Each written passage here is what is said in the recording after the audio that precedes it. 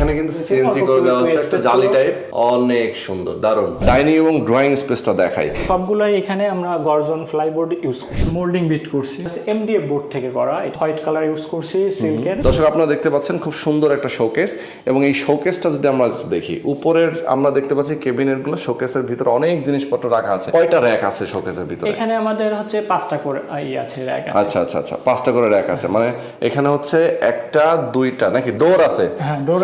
আচ্ছা, এটা হচ্ছে কি বলে, পাল্লা ডোর? হ্যাঁ, পাল্লা। এটা ডায়মন্ড কাট শেড দেওয়া, এটাকে বলে বেবির মিলর। একদম গর্জিয়াস কিন্তু ভাবে ফুটে উঠেছে, এবং দুই পাশে দুইটা লাইট দেখতে পাচ্ছি। সামনের একটা পোরশনটা দেখাতে চাই, মেইন গেট থেকে ঢুকেই এটা কি জুতার কেবিনেট? হ্যাঁ, এটা সুরাই। বাহ, মা বোনেদের জন্য সবচেয়ে পছন্দের জায়গা, এবং এই জায়গাটা যদি সুন্দর হয় তাহলে কিন্তু আর কোনো কথাই নেই। তো দেখেন আসলে রান্নাঘরটাও কিন্তু অনেক সুন্দর করে, এরকম আপনারা চাইলে তাদের মাধ্যমে আপনার হুড বসিয়ে নিতে পারবেন রান্নাঘরে। আপনার তো হুড বসিয়ে দেন, যেহেতু আসলে এখানে